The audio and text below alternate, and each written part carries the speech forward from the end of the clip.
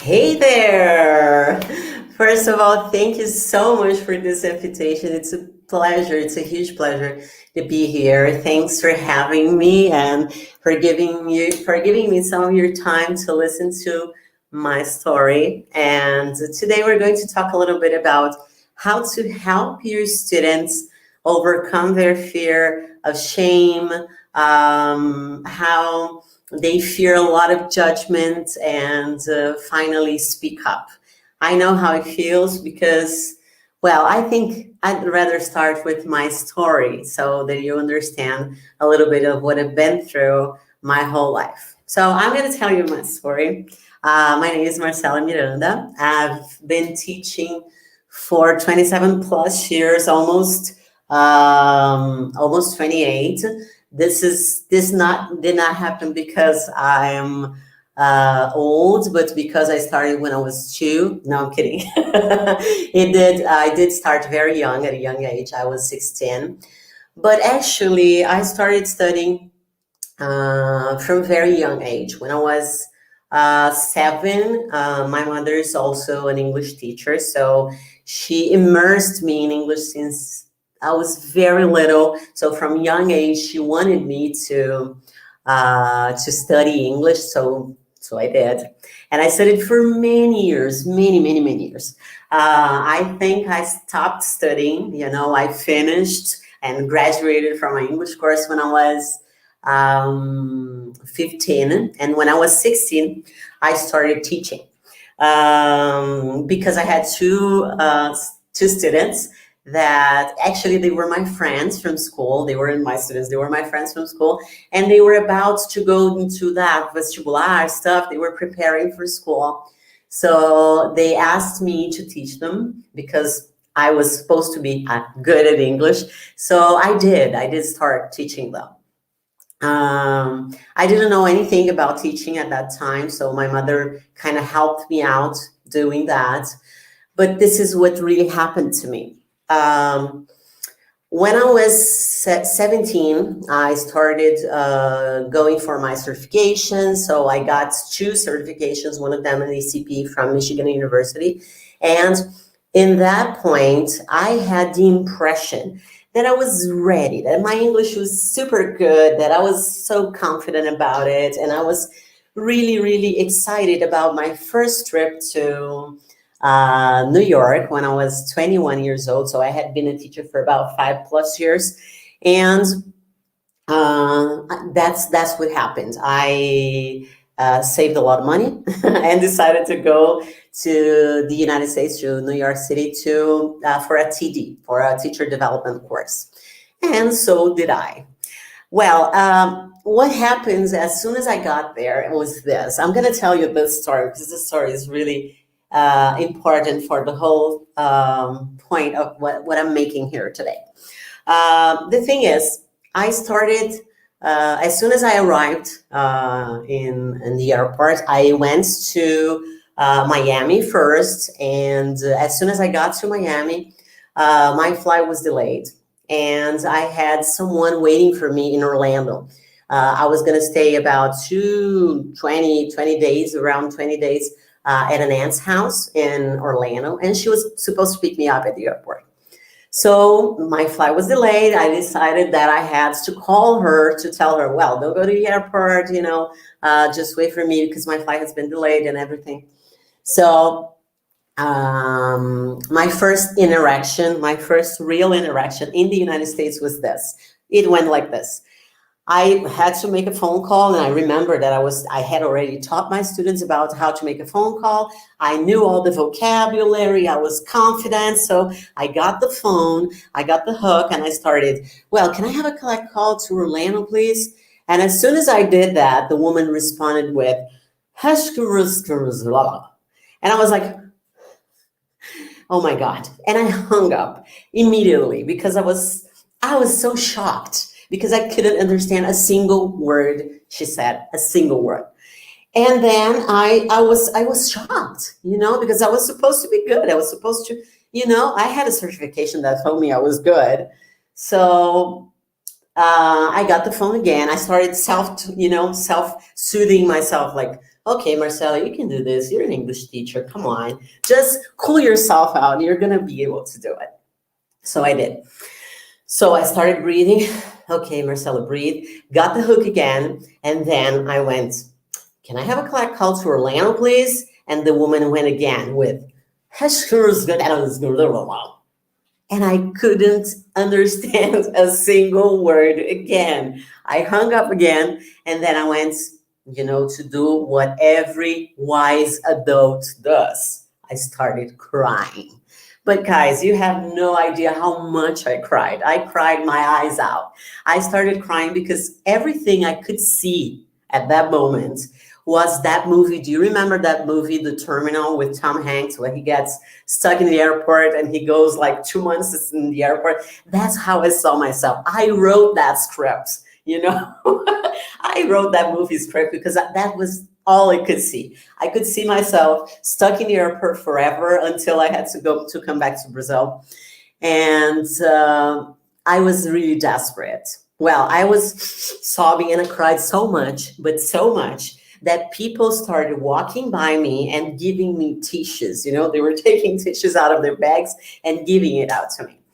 So that was my first very traumatic interaction in the United States. So I stayed this 20 plus days with my aunt, and it went smooth because she knew how to speak English very well. And Miami, Orlando is normally, they speak Spanish too. A lot of people speak Portuguese down there. So I felt quite comfortable, and I felt that I had my aunts to back me up if I had a problem.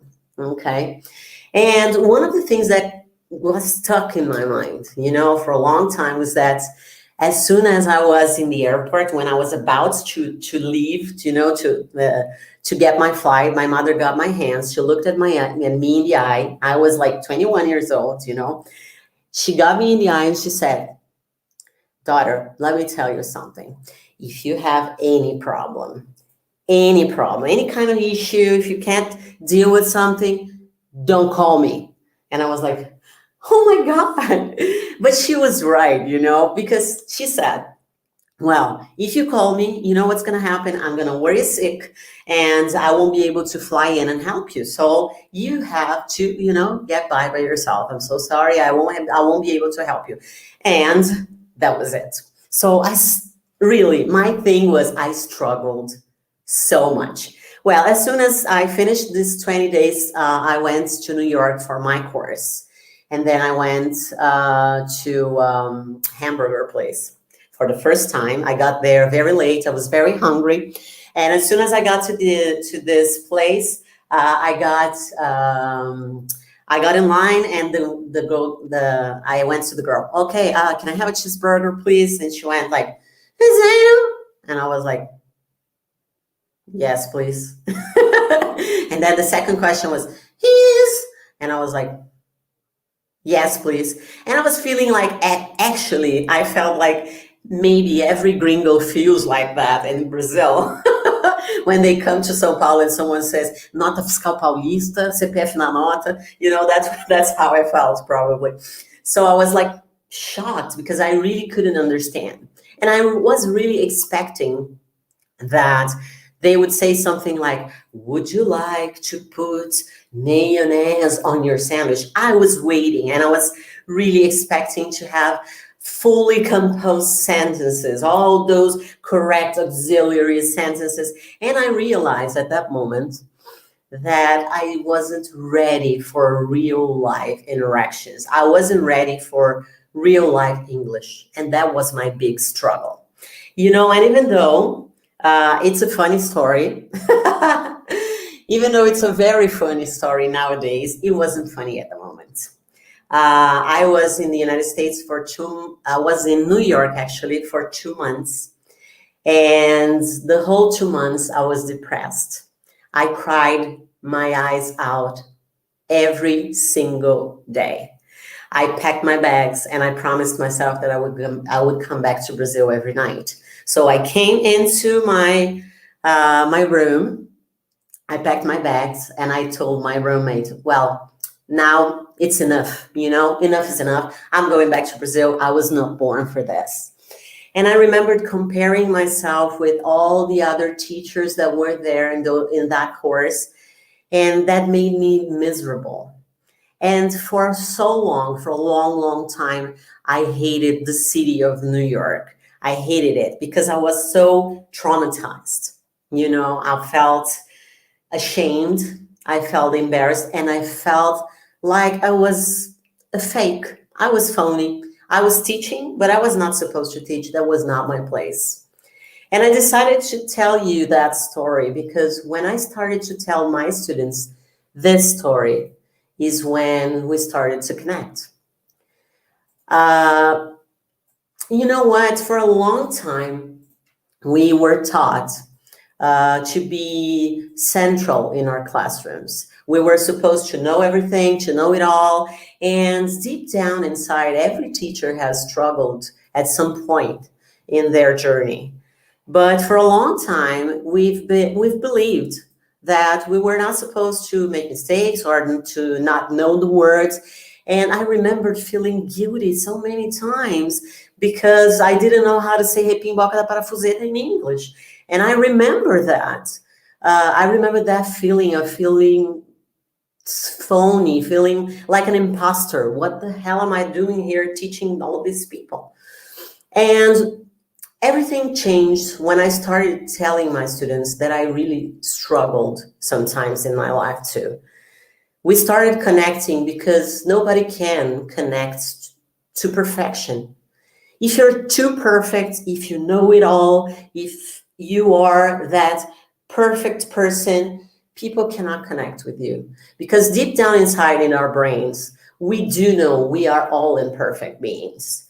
And for connection to really happen, you have to show your students that you also struggle, that you don't know how to say repimboca da parafuseta in English, and it's okay. It doesn't mean that you're an imposter or that you don't know stuff. So when I started telling my students that story, I noticed that there was this buzz, this people were connecting with it. Oh my God, I feel exactly like this. This is how I felt when I went to the United States. And not only other teachers, but other teachers too. They felt like, oh my God, I felt like this whole pressure on my shoulders that I had to be Google for my students, that I had to know all the same words and know all the exact details and rules and everything else. And this feeling of not feeling enough is actually for all of us, because all of us in a certain time in our lives, we have been through struggle and we have felt that we're not enough, that we're imposters and that we're not in the right place, So the very first tip I'm going to give you in this little guidepost that I prepared for you is tell your students your stories of struggle. Tell your students that you're not perfect and tell them that you're not Google. If you don't know something, just, okay, let's Google it together. Let's find out together, because teaching doesn't need to be that old stuff that we learned when we were in school. The fact is that schools did not teach us how to learn. We don't know how to learn. Schools were created with a purpose to prepare us to work in factories. And unfortunately, after all those years, it hasn't changed. We still have classrooms where students have to be quiet to learn. We still have classrooms in which teachers are just the center of attention and they don't have an opportunity for discussion and for creativity to take place. Schools didn't teach us how to deal with fear, anxiety, and much less to connect with other people. Schools didn't teach us that. We felt anxious at school and nobody said, you know what you can do? We didn't know how to do that, and that's real life. We are not factory workers anymore. We're mothers, we're fathers, we're teachers, we're preachers, and we don't know how to deal with these feelings. And we have to talk about them. It's important that that your students know that you also feel anxiety, that you also have had to deal with your own fears. And we have to teach them how to do that too. Schools numbed our creativity because when we were creative, we probably were being very loud and funny. Probably when you were a very little kid and you started screaming in your living room, your mom said, come on, shut up, I have to focus, or I'm watching TV. And at that moment specifically, you were letting your creativity out and play, right? So one of the things that I do for my students a lot is to teach them about this stuff. Not only English, not only vocabulary, but teach them that it's okay for them to feel fear. It's okay for them to feel anxiety. And I'm a human being, so I do feel the same.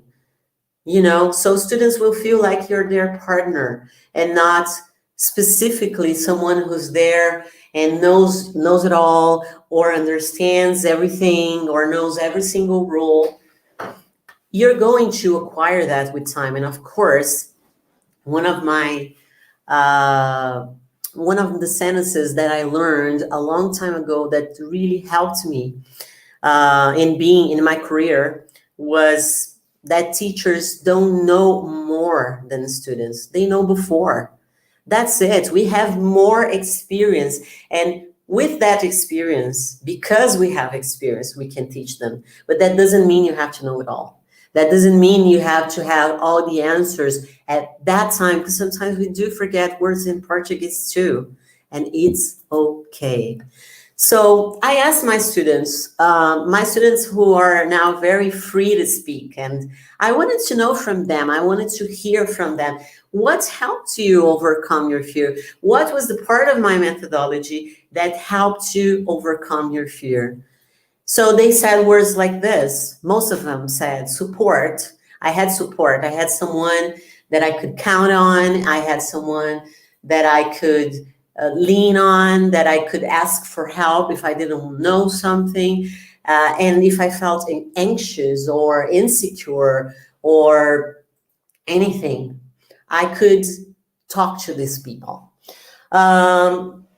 One of the things that I also teach my students a lot is to choose risk over comfort, because comfort is delicious, you know? Comfort is that Netflix movie with popcorn, your little blanket, and it's so delicious. And out of your comfort zone, it doesn't feel like this. But when students finally start speaking, they have to get out there. They have to understand that it's going to be uncomfortable, you know, and we can't tell our students that it's easy, because learning English, learning the rules, it's really easy. But speaking English, it's not, because it makes us vulnerable. A lot of times we feel stupid, especially in the beginning, and feeling stupid doesn't feel good. And you have to tell your students that it's okay for them to feel this discomfort, that you're there to support them, that if they risk themselves, if they take these risks, they're going to learn so much from it. Because during our journeys, making mistakes is so important, and as important as getting it right all the time. They said something like having a safe environment to practice. Having a safe environment to practice is when you don't judge your students and when you don't stop to correct them all the time. Because first of all, they're not going to learn, because they're going to start entering that zone where they go completely limbic. That means they go into a part of their brain where they are emotional. And when you're emotional, you can't learn. When you're under a lot of pressure, it's impossible to learn. So I always tell my students that when we were little, we learned Portuguese because we were not corrected all the time. And actually, we were accepted for speaking, even when we spoke wrong. You know, even when we didn't get all the sentences correct, we were accepted and we were incentivized to speak. And I always comment on that. You know, sometimes when you go to a friend's house, and they have a little kid in the house, like 2 or 3-ish, they're starting to speak and take their first steps. So they come into the living room, they look at their mothers, and they say, "Hey, Mom, as cruz que não são?" And the mother goes, "Oh, you want some hot chocolate?" And we look at each other like, how does she know that this kid wants hot chocolate? So at this point, this mother wouldn't just look at this kid and say hot chocolate. If you don't say hot chocolate, I'm not going to give it to you. It was comfy, even though that kid was struggling to make sounds, was struggling to compose a sentence, this mother just embraced her and tried from context to understand what she was speaking. So if you do that to your students, you're going to push them forward. So they have to have a safe space. That doesn't mean you're not ever going to correct them. But if you stop them all the time in free practice, they won't be able to start processing their own sentences. And they will correct themselves eventually from listening to you, from listening to everything they have to listen to, from books. They will eventually correct themselves. Don't worry about that. I know that's very difficult to let go, because we always feel that this is our role, to be correcting them all the time. And sometimes this can be a big problem for students, for them to start, making out sentences, creating their own things, making up, They also said that it was very important to them to know that someone believed in them, and I believe my students from scratch. If they start with me today and they don't know anything, I believe they will be able to learn it, And they also said that they got rid of the necessity to always be right. It's very important that you tell your students that they're going to be wrong. Actually, you have to tell them that they're going to be wrong much more often than they're going to be right. And it's okay, because this is the journey, when you're learning, you're going to make mistakes. And if you're not making mistakes, and if you're not allowing yourself to make mistakes, you're really not learning anything, are you? So knowing my saboteurs and dealing with them, because we all have them. It's not only our students. We have our own saboteurs. Our own saboteurs, they come to our mind in that moment when we're feeling vulnerable, and they tell us that we're not good enough. You're not good enough. You don't have enough vocabulary to be teaching. You don't have enough courage, because if you're supposed to speak in public, maybe you wouldn't do. This is what your saboteurs do. And they will do it to your students. So you have to know them. You have to realize you also have these saboteurs working in your mind. Getting rid of competition. This is so important. You have to tell your students that whenever you compete, whenever you enter any arena and you're competing, you are going to lose. It doesn't matter if you're good. It doesn't matter if you know a lot. You're always going to lose. Why is it that? I always say that to my students. You're going to lose because when we're competing, this is what we see. We see people's stage, and we see their lights, and we see them shining, and we see that we think when we perceive them as perfect. So we get a scale and we put that person on a scale in a very, very high position, because in that position, you can't see backstage. But when you enter competition, normally you enter competition with all your flaws and your stage. Backstage and stage together. So this is much heavier and darker. And when you're looking at other people's stage, you can't see their backstage.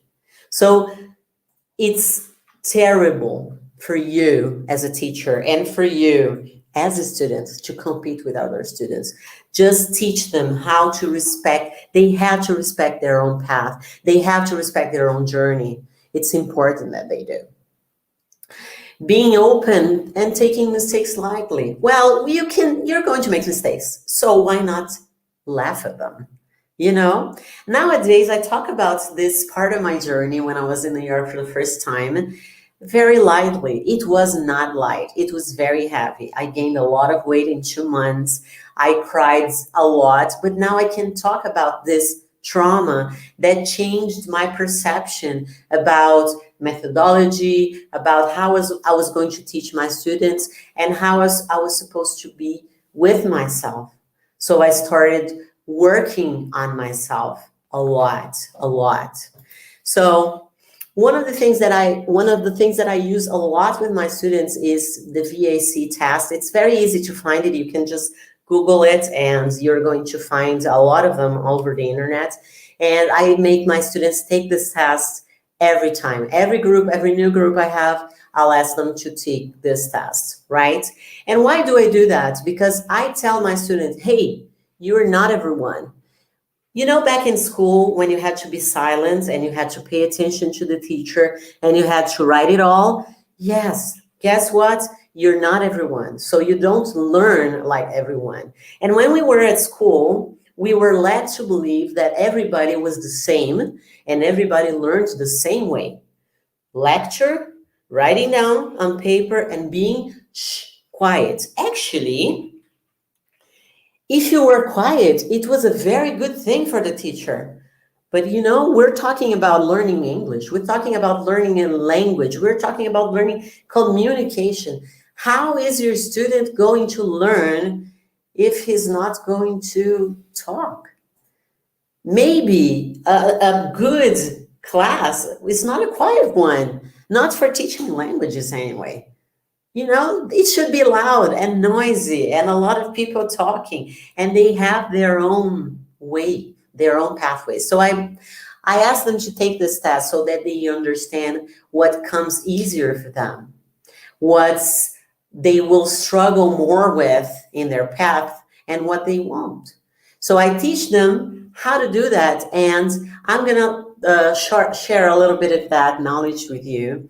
So that you can also pay attention to your students and connect with them in a more profound way. If you understand that they are not necessarily visual learners that will sit back and write down and learn everything from it, right? So 75 of your students, actually 75% of people in the world are visual learners. So that means they learn a lot from mind mapping. So if you make them, if you draw on the board, or if you help them construct their own mind maps, they'll learn a lot from it, and they remember it. They learn a lot from Pictionary. So if you have a picture and then the word in English, they will learn a lot. Of course, they will learn a lot with videos. Their brain pays attention to images in general, right? And also, they need eye contact, a lot of eye contact. I know that a lot of people are studying at home, right, or studying from home, and a lot of you teachers are teaching from home, but pay attention to where you're looking at. If I'm a very auditory person, so I'm always looking here down my sides, you know, because this is where you go when you're an auditory speaker or learner. But your visual learner, he will want you to look at them so that they understand that they are being seen and perceived and understood by you. So you look at the camera, you take your eyes and look at them straight so that they know and they feel that you're looking at them. You know, of course, when you're presentially with them, it's going to be easier for them to perceive that, right? Awesome. Very good. 25% of your students are auditory learners. I'm an auditory learner, so that means I can not look at you while you're speaking, and I'm still learning. And sometimes teachers, they don't understand that, because in schools, teachers will say, look at me, pay attention, I'm here. And sometimes your auditory student is paying attention to you.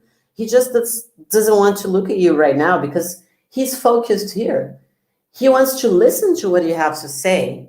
So they need to listen a lot. And you know what happens to me a lot because I'm an auditory learner? I write down, and sometimes I'm not writing down, I'm drawing while you're speaking. And that helps me a lot. I learn much more. So one of the things that I do a lot is audiobooks. I read, actually, I listen to a lot of books, and that helps me much more to understand the contents, to memorize the contents, to really dig deep into my stuff. I need this internal conversations that I have with the authors of the books so that I can learn. They need repetition. They need to repeat in loud voice. Come on, repeat. Yeah, sound. They need to, to detail sounds in their heads. It's important for them. They learn a lot from shadowing. They learn with a rhythm, okay? And one of the things that could help your students, your auditory students, is playing some music. Not music that has lyrics on, but playing some music in the background, like classical music, for example, that will give them some rhythm. And one of the things that probably annoys a lot of teachers, I know it does, and I know, but hey, teachers, they are not doing that to tease you. Some auditory students will do this. And they'll click their pens and they'll go crazy because you think they're not paying attention to you, but they are constructing rhythm. And rhythm is an important part of their learning. So let them be. Let students learn how they learn and feel what's best for them. I had a student, that was really funny, but I had a student that was standing in my class. He was like, he said that to me. Teacher, the thing is, I really need to be standing up. I'm not much of a sitter. This is what he said. In Portuguese, he said something like, I'm insentável, and he was really fidgety. So when he was standing up, he could focus much more. It was easier for us to role play and to have conversations. So I just let him be the way he was, and he learned it anyway. So it doesn't mean because we were educated in regular schools and we were sitting behind a desk and writing down with our notebooks all the time, it doesn't mean that our students also learn like that. So sometimes you have to let them be so that they understand the best way for them to learn. Learning is a process, a little bit of a process of self-knowledge too. You will learn your limitations. You will learn your own stuff, the way you deal with things, how you store information in your mind, right? And pay attention. Auditory learners, they get freaked out by eye contact. So if you give them a lot of eye contact, they will feel like, why are you looking at me? Why are you doing that to me? So don't do that. They will feel very, very uncomfortable. So watch out for that, okay, guys? And 5% of your students are going to be kinesthetic. So that means they need experience. So role playing is very important to them. Very, very important, right? So they need comfort and movement.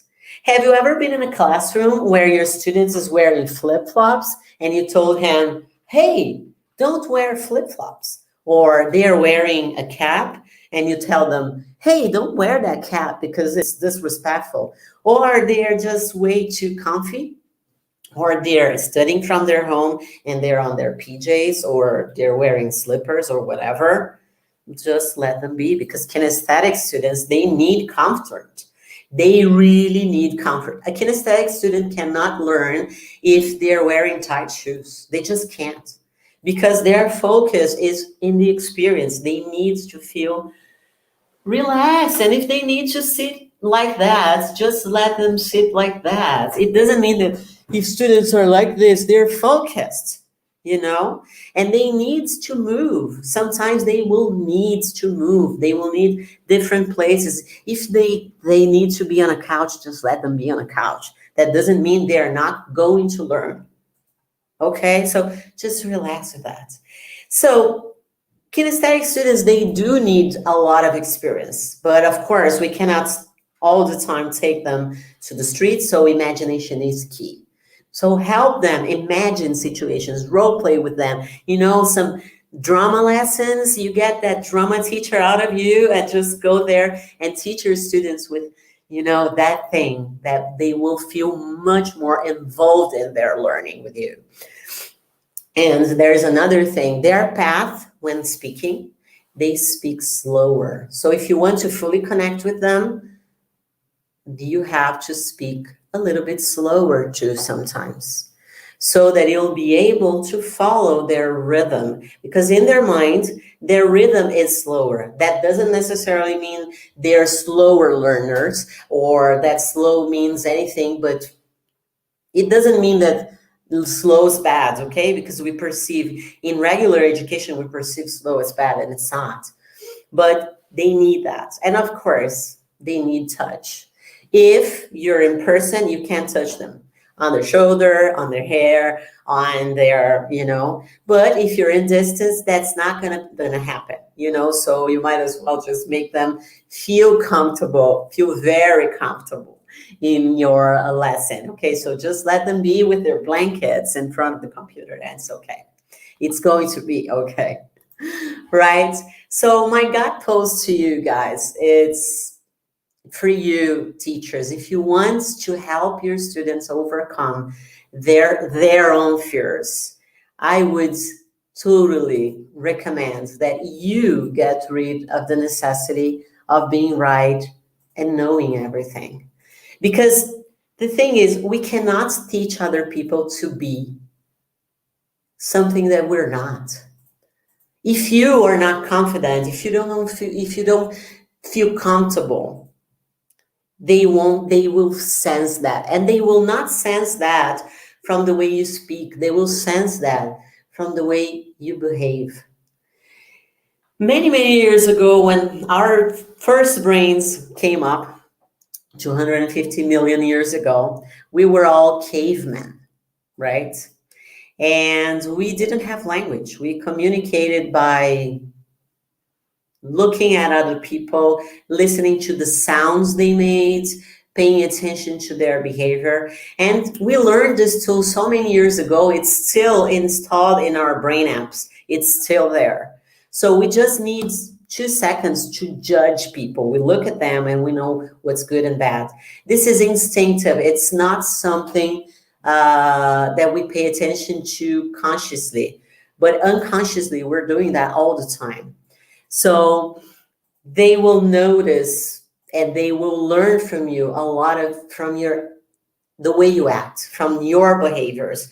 So if you get rid of that yourself, like, I don't know this, let's dive in together. Let's research. Let's Google it together. It's okay. I don't know this word. I don't know how to say, I don't know, coxinha in English. Okay? Whatever. Okay?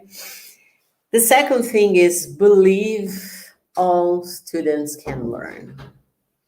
This is not easy. I know that it sounds beautiful to say, oh, I really believe all my students are going to be able to learn.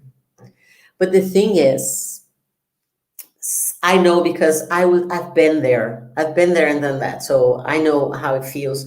And it takes effort to change that. Remember how I said that we judge people from 2 seconds?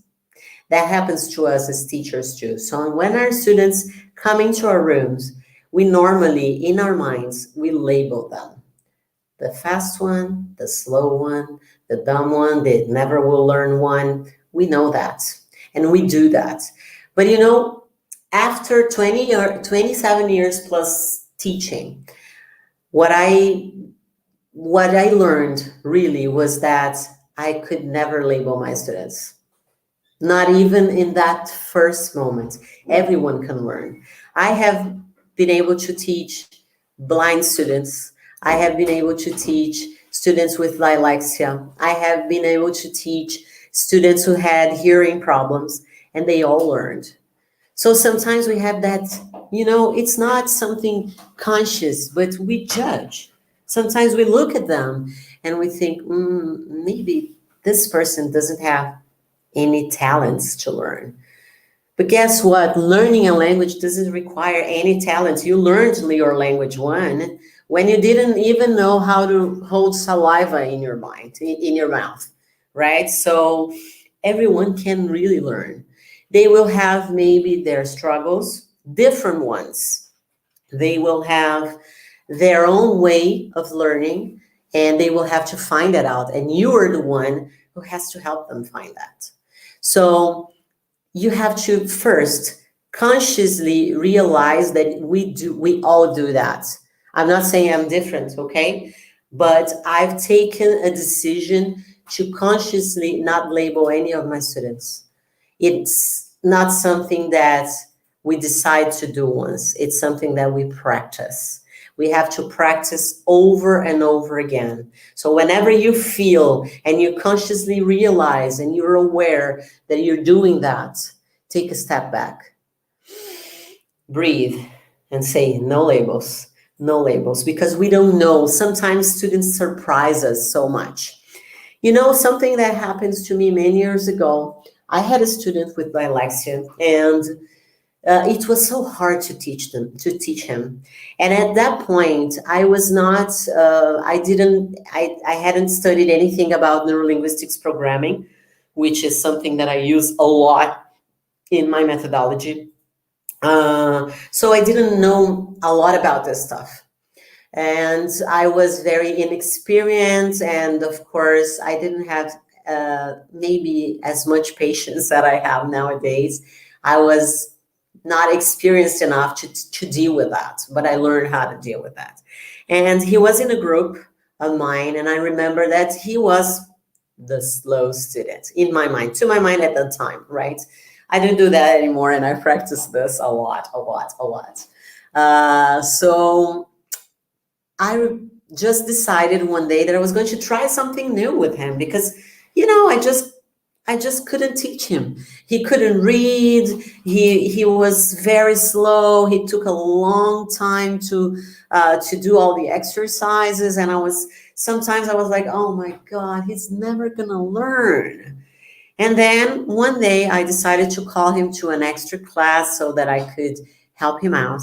And in this class, we only talked in English. We only talked.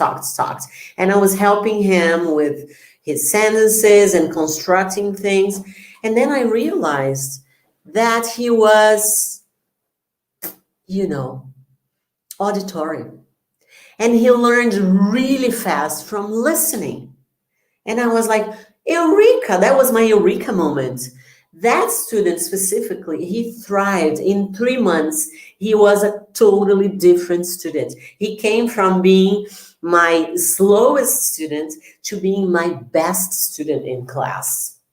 And that story really changed my perception on how sometimes labeling students it's not the best solution for us because we stop believing in them. And students, for them to thrive, they have to know that you believe they're going to be able to get there, you know.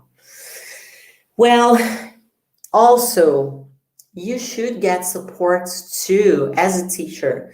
You should have other teachers that you can talk to, that you can ask for help if you need. I have lots of groups with other teachers who I ask for help, who I ask for information, how to say that, and we support each other and we teach each other, and sometimes we vent also. You know, I'm having this kind of trouble, so it's important that you feel that you are supported. Students will need that from you, so you have to be okay. You have to be ready and open for them, to listen to them. And I know that's not easy because not only your students will compete, we compete. And this is something that we struggle a lot with. It's not something that we consciously want to do, but sometimes we just go there. And you have to practice not competition. This is my path. This is my time. I'm different from other people. Your superpower is being you. Don't try to be someone else. Someone else's place is taken. Your place is not taken, it's there for you. So don't compete. And when you stop competing, it will be easy for you to teach your students not to compete, because competing is so harmful. Competing always leaves us with the bitter taste of losing. We will always feel like losers if we compete with other people, because we haven't walked their path. We haven't dedicated the same time maybe for our learning. So don't compete yourself. So everything that you want to teach your students, you have to work on yourself first, because they will copy not only what you say, they will copy what you do. They will copy your confidence. They will copy your generosity. They will copy your kindness. They will copy your competing only with yourself. That's the only person you're allowed to compete with. Take your own mistakes lightly, because you're going to make mistakes, teacher. I have made so many. I have made a lot of mistakes through my whole life, and I'm always learning. And I learn a lot from my students until today. Yes, I'm an experienced teacher, but I still learn. I still learn new vocabulary. I still learn a lot for my own methodology, by changing, by being open for feedback. Feedback is an opportunity for us to grow. So whenever you get feedback from your students, you just filter, hey, what can I learn from it? That's the question. What can I learn from this situation? Well, this didn't turn out to be a great class the way I planned it to be. I planned a very great class. It didn't happen. Okay, what can I learn from it? Being open to make mistakes, because you will make them eventually, and take them lightly. Since you're going to make a mistake, just have fun with it. Just I have a story that I always tell my students. The last time I was in the United States, actually one of the last times I was there, I went to a drugstore and I got to the drugstore. I was an experienced speaker already, but we do make mistakes. We make mistakes in Portuguese all the time. So I came to the drugstore and I said, do you have a locker? And actually I was looking for a lock, so the girl looked at me like, you're looking for a locker, like, do you want to get changed in my drugstore? I think that this is what she felt at the moment, and it's funny because I tell my students that story. I was already an experienced teacher, experienced speaker, but still I made that little mistake. But you know what I did? I laughed and I said, oh, I'm so sorry, I'm looking for a lock, not a locker. Okay, maybe she thought I was flirting with her. I don't know, but she was like so shocked. She was like, oh my God, why do you need a locker? Something like that. So take your own mistakes lightly. You're going to make mistakes in your methodology, with your students, in your own life. So learn from it. Just be open, because I always tell my students that we're here in this life, and we're enrolled in a lifetime school. Life is a school. We're always going to have to learn. The good way or the bad way, we're always learning, so we might as well have fun in a way. That's it. So you yourself, choose risk over comfort. If you're not ready for a situation, just go for it. Just prepare and go for it. Because as soon as you start being brave yourself, and being brave, being courageous doesn't mean at all that you don't feel fear. Being brave is action, is taking action despite your fear. That's it. So you have to teach your students that it's okay for them to feel fear. It's okay for them to fear what people think of them. But still, they have to do it. They have to take action. Power is to do. Doing things will make you learn, not knowing things. There's a big difference between knowing and doing things that you know. When you leave, as soon as you finish school, driving school, you get your license, but you're not a driver. You become a driver by sitting behind the wheel. So you sit behind the wheel and then you make all those mistakes and your car dies and a lot of people honk at you and they call you Dona Maria and they say, go to the kitchen and stuff like that. And then you eventually learn. So you have to go there and sit. So if you learn, you as a teacher, as a human being, that you have to take risks sometimes and choose risk over comfort. Sometimes risking something you never tried in class, but this time you will. I remember when I started studying neurolinguistics programming, and I really, really wanted to try out a meditation with my students in class. I wanted to try that out. And for a long time, I was scared that I was going to innovate too much, that I was going to, I don't know, to be too mystical for my students. And then I realized that I had to be myself.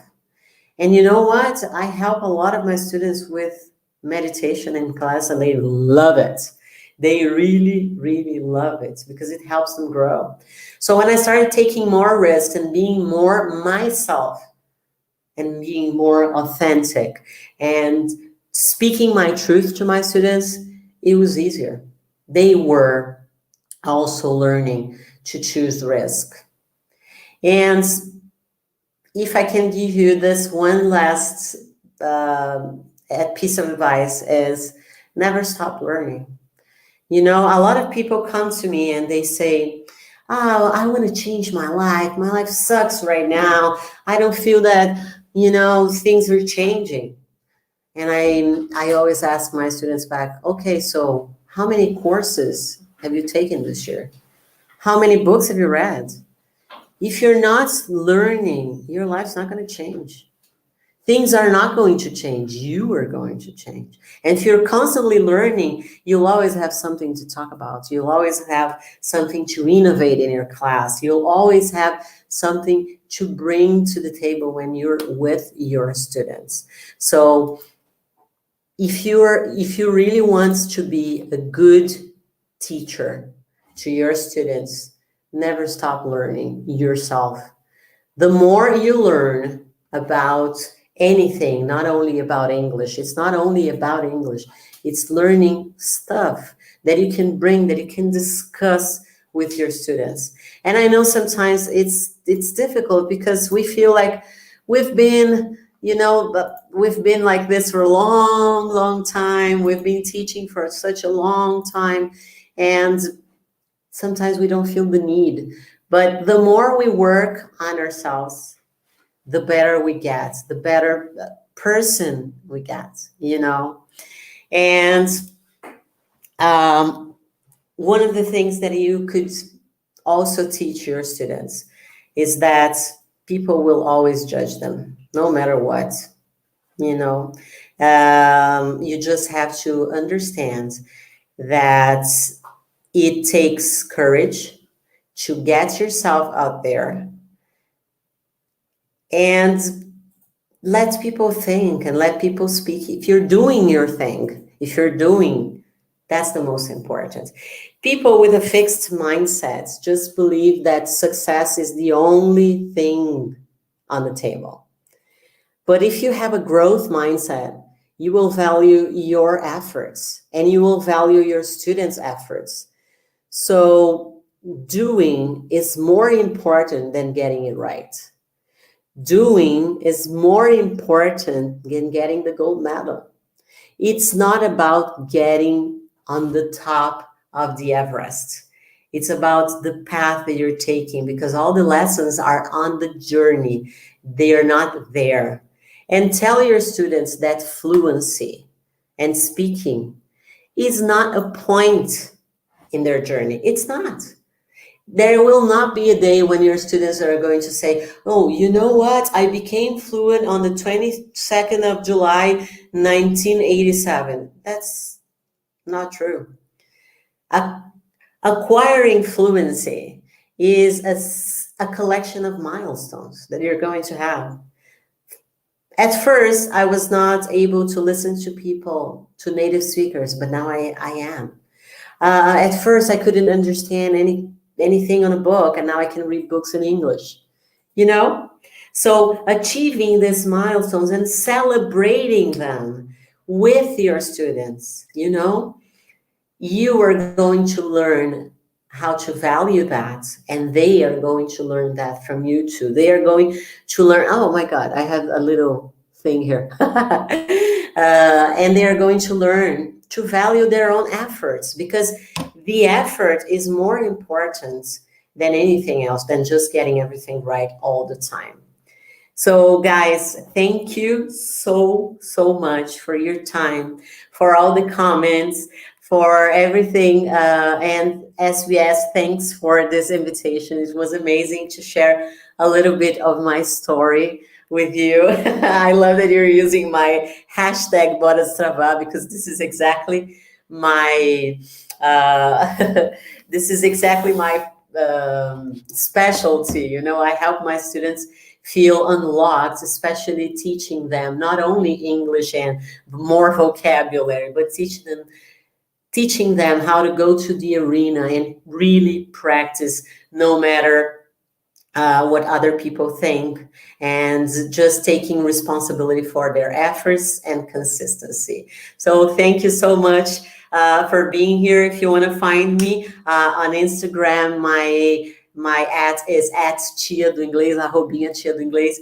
Muito obrigada pelo convite, Rafinha, um beijão para você. Obrigada por alguns dos meus alunos que estavam aqui hoje também assistindo, aproveitando para praticar, e muito obrigada, professores, principalmente pela permissão. O aprender, ele vem de um acordo, né, aonde você permite o aprendizado e o professor ensina. Então, muito, muito obrigada. Thank you so much.